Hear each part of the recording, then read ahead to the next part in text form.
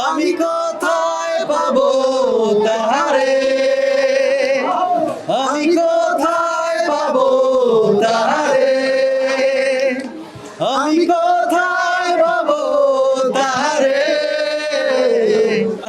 অনেক পছন্দের একটা গান এবং দর্শকদেরও এই গানটা থেকে আমি অনেক অনেক ভালোবাসা পেয়েছি, অনেক অনেক উইশেস রিভিউজ পেয়েছি যে এই গানটা ঈদের অন্যতম সেরা গান। তো ভালো লাগছে, অন্যরকম গান করে আরও বেশি আনন্দ লাগছে।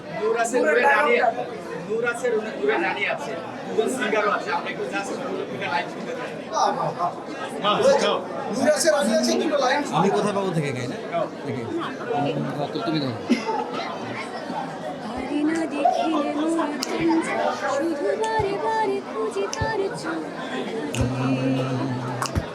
শুধু গুনে গুনে মোর দিন যায়, আমি কোথায় পাবো তাহারে।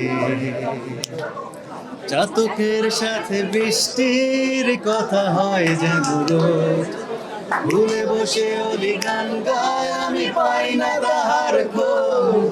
চাতকের সাথে বৃষ্টির কথা হয় যেন রোজ, ভুলে বসে অলি গান গায়, আমি পাই না তাহার খোঁজ।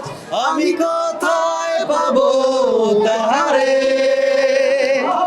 আমি কোথায় পাবো তাহারে, আমি কোথায় পাবো তাহারে,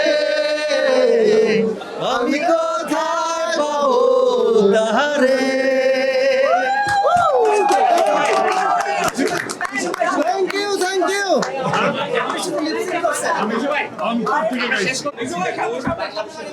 এক্সপেরিয়েন্সটা আপনারা বলছেন যে দুর্দান্ত এক্সপেরিয়েন্স, এইটুকুই পাওয়া আসলে।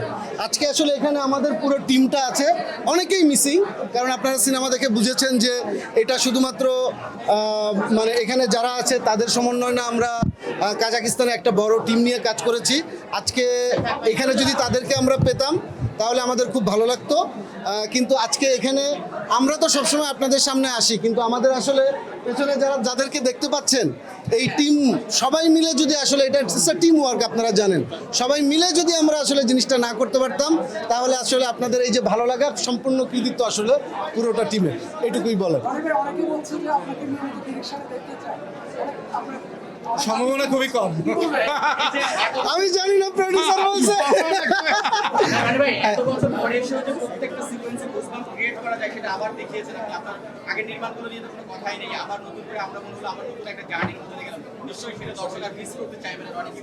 আমরা আশা করি 2029-এ আরেকটা ছবি পাবো।